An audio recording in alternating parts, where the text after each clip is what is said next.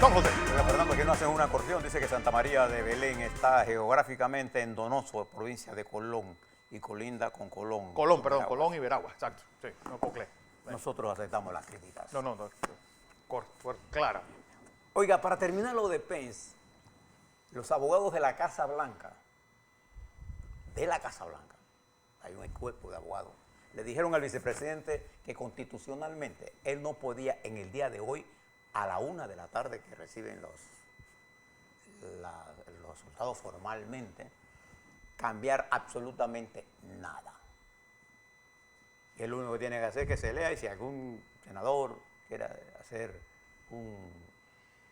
lo que quiera impugnar, tiene ese derecho constitucional. Pero él simplemente allí es el protocolo. Y eso fue lo que le dijo al presidente, que él constitucionalmente no podía hacer nada. Vamos a darle seguimiento. Interesante lo que está pasando en el mundo y muy particularmente lo que está pasando en ese hermano pueblo de los Estados Unidos y la interesante situación. Vamos a hablar sobre COVID. Gracias, Noemí. Mira, Ahí está. primero que todos nosotros. Me quito los lentes. Ayer el Ministerio de Salud nos dio oficialmente que había 259.770 casos positivos acumulados para un porcentaje de positividad de 19,2%. Ayer se registraron 3.540 casos positivos de un total de 12.268 muestras para un índice de positividad, escuche esto, de 28,9%. Tenga todas esas cifras en la mente.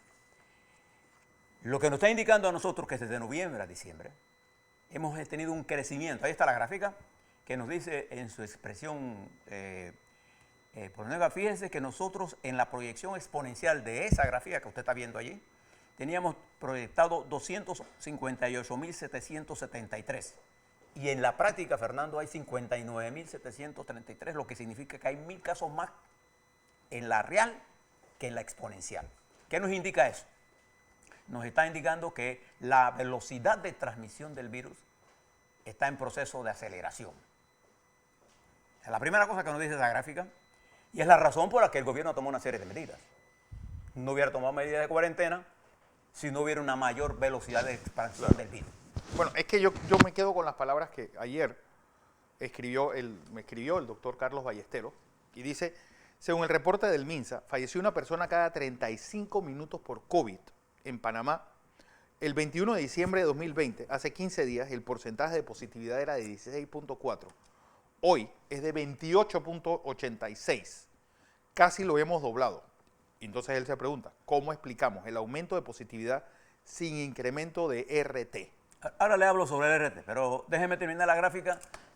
Ahí está. Vamos al alza, yo puedo decir con confianza estadística, en una curva exponencial y polinómica de sexto grado, puedo decir con confianza estadística que seguiremos al alza. Es decir, que la probabilidad de que esto va a ser así es que tiene un alto nivel de probabilidad, de confianza estadística. Cuando yo hablo de confianza con esa precisión, es porque puede que caiga un poquito, eso no importa, es la tendencia. Vamos al alza, esa es la realidad. ¿Y qué efecto tiene eso inmediatamente? Miren la otra gráfica. ¿Dónde se refleja el dolor? Ahí está. Ahí están los casos, cómo se ha incrementado el acumulado de casos activos. Y observe la gráfica, esta es la más clara de todas. Nos está indicando a nosotros, con una ecuación exponencial de 0.96, que el nivel de aumento de positivos ha saltado de 20.000 en noviembre a 47.000 en diciembre, arrancando enero. ¿Qué nos está indicando eso? Que el nivel de velocidad de reproducción del virus se ha acelerado y que esta es una reproducción comunitaria. Eso es lo que nos está indicando. Bien, péseme la otra gráfica. ¿Y qué tiene eso ahora que ver con el sistema hospitalario? Ahí está. Mire esta gráfica ahora, en la parte superior están los números que indican la gente que está en cama, en hospitales. Les doy los números, porque yo tengo aquí pues escrito los números. En cuidados en hospitales en sala tenemos 2.207. Eso es lo que está ahí. Y esto va en incremento por el incremento de la velocidad de reproducción del virus en la comunidad, en la reproducción comunitaria que estamos teniendo.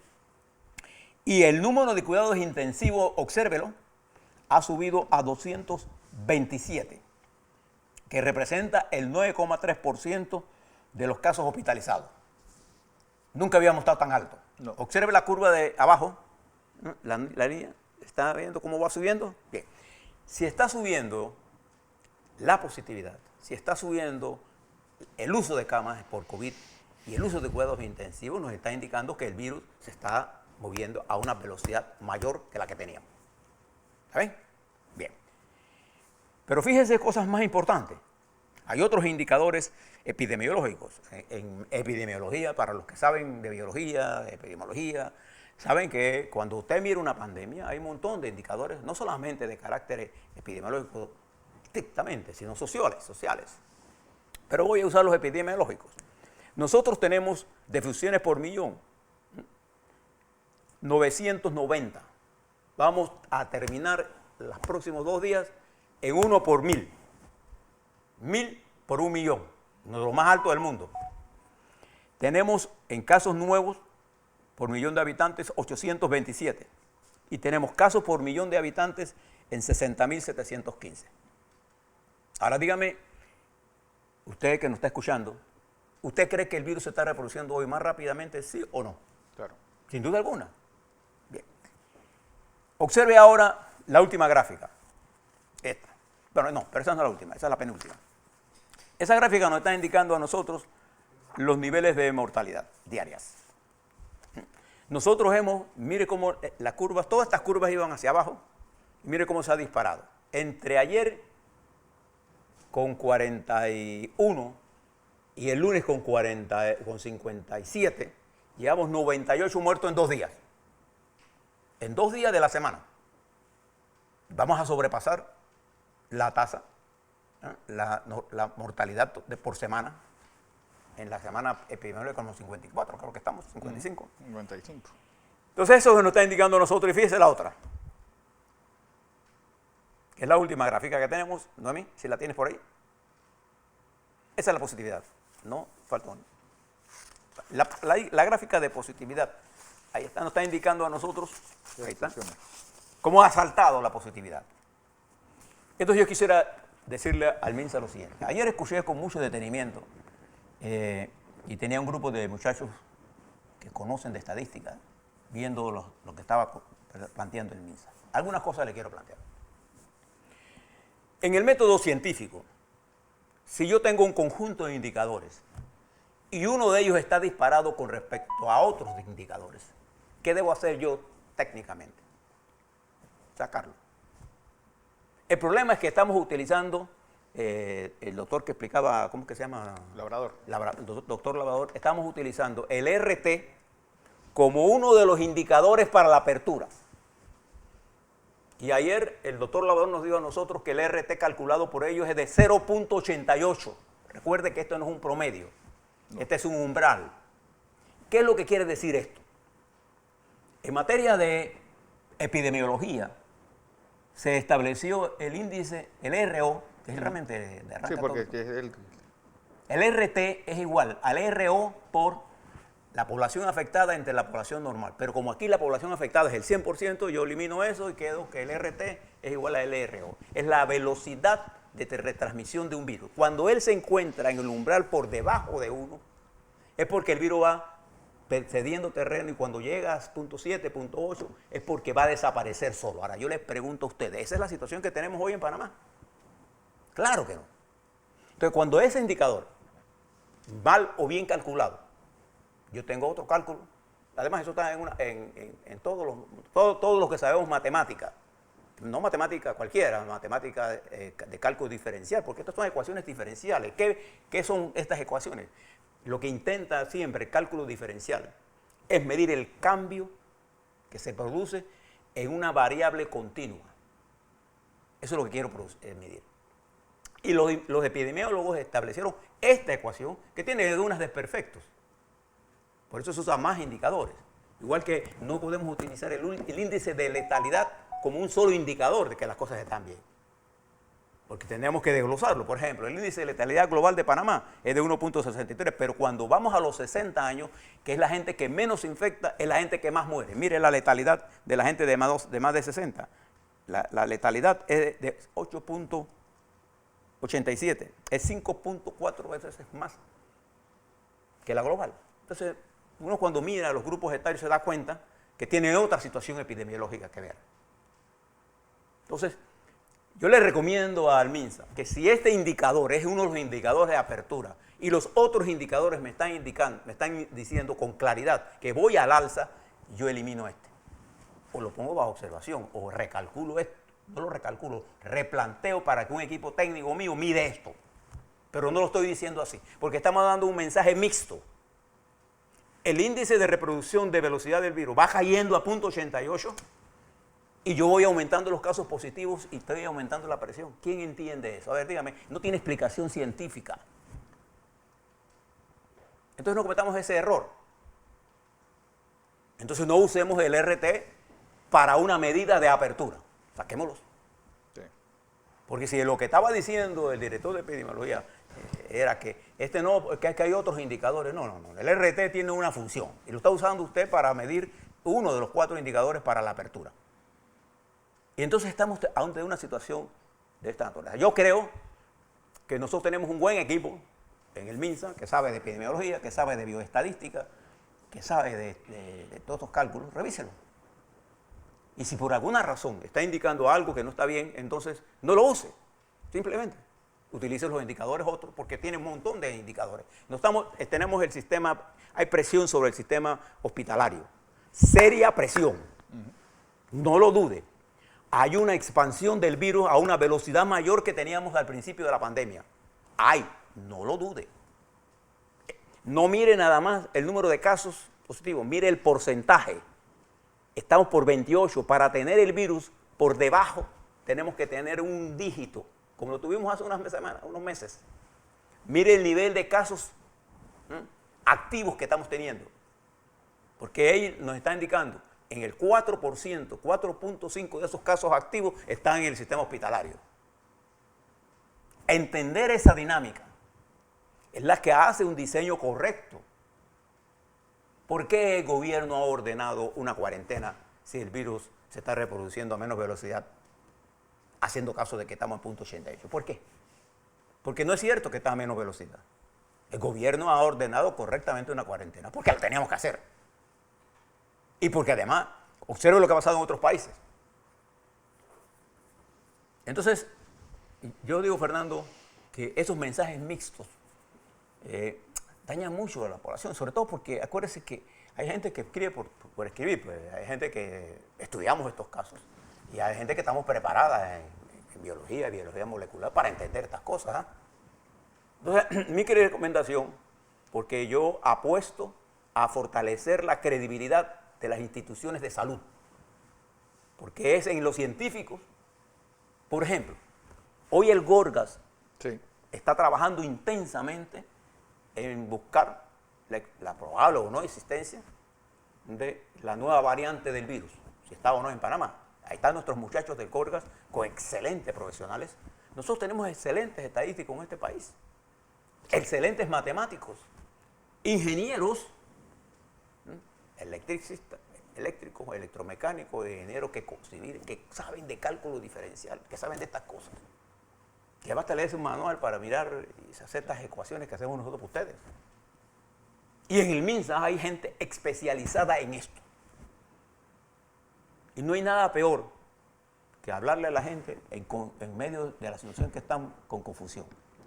Yo apuesto a la capacidad de la gente de comprender, pero hablemosles para explicarle a la gente. Cuando yo hablo a mucha velocidad y no trato de hacerme entender, entonces yo no estoy comunicando. Yo no tengo que demostrar que yo sé. Yo soy ignorante en muchas cosas. En muchas cosas. La diferencia es que ignoro usted y que ignoro yo. Punto. Esa es la diferencia. Y todos somos ignorantes. Eso a mí no me preocupa no saber. Porque hay muchas cosas que yo no sé. Entonces, le explico esto Porque nos vamos a enfrentar en los próximos días a decisiones importantes. ¿Qué va a pasar el 14 si seguimos con estos números? ¿Qué va a pasar? ¿Qué vamos a hacer? Bien, le cambio el tema. Por ahí en los periódicos de hoy aparece, Fernando, lo veo en La Estrella, lo veo en Panamérica. No, el Panamérica no lo vi. También. También. Procurador Ulloa dice que Odebrecht incumplió el pago de las multas acordadas. 2019-2020. Yo recuerdo que, para los que vimos, nosotros transmitimos aquí el acuerdo que se firmó aquel día 9 de noviembre del 17. Bueno, le dimos en este canal total cobertura. Como el único que nos quedamos hasta el final. En ese acuerdo se estableció, y por eso el juez, en su determinación judicial, al hacer la homologación, bueno, esta compañía se queda trabajando aquí, entre otras pocas, para que pague la multa. La multa que se acordó en 220 millones. Pagó el primer año, segundo año, ¿qué ha resultado ahora? Como que el gobierno no le paga, entonces ¿cómo va a pagar la multa? El gobierno tiene en sus manos certificados y cuentas que le permitirían a Odebrecht pagar, pero como no le pagan, ¿cómo va a pagarle a Odebrecht? Ese es todo el problema. Páguele. Y se acabó. Igual que paguen a las compañías y podrán seguir trabajando, incluyendo Odebrecht. Entonces, ¿cuál es el problema?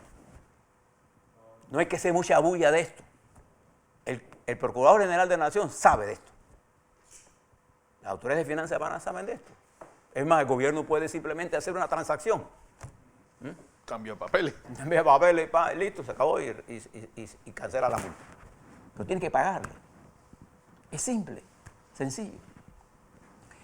Yo voy a dejar para mañana, porque hablamos mucho del componente de salud.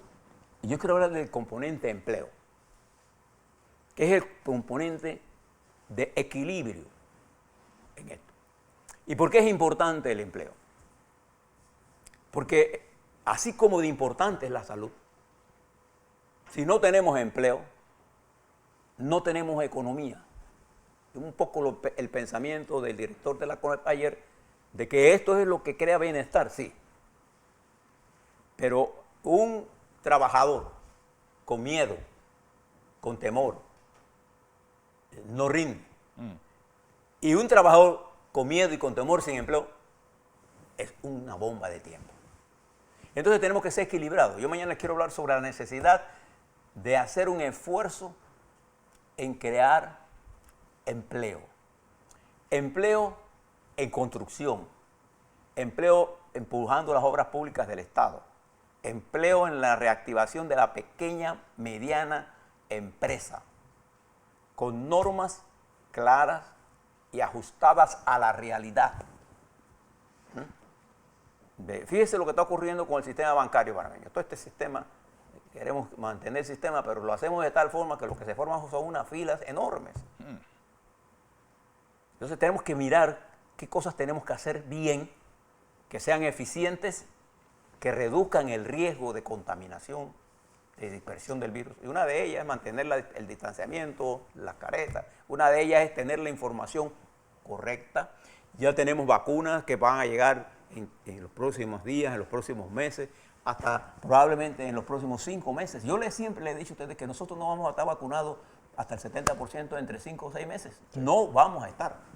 Como consecuencia, tenemos que prepararnos para los próximos 5 o 6 meses. ¿Para qué vamos a decirle a la gente cosas que no son ciertas? No vamos a tener vacunas para algunas de las ya hay una serie de gente que está ahí, pero ¿y qué pasó con el resto? Bueno, tendrás que esperar cuando te las vacunas, porque muchas vacunas no están listas. El problema es decirle a la gente, vamos a tener vacunas, sí, vamos a tenerlas, no es el problema de ser los primeros, es quién es el primer país que logra tener el 70% de la vacunación para tener inmunidad de rebaño, que nos permita decirle al virus, ahora sí, la guerra la gané yo. Ahora mismo, en Panamá, la guerra la está ganando el virus. No nos engañemos en eso. A la vuelta vamos a ver con nuestros entrevistados otros temas. Así es.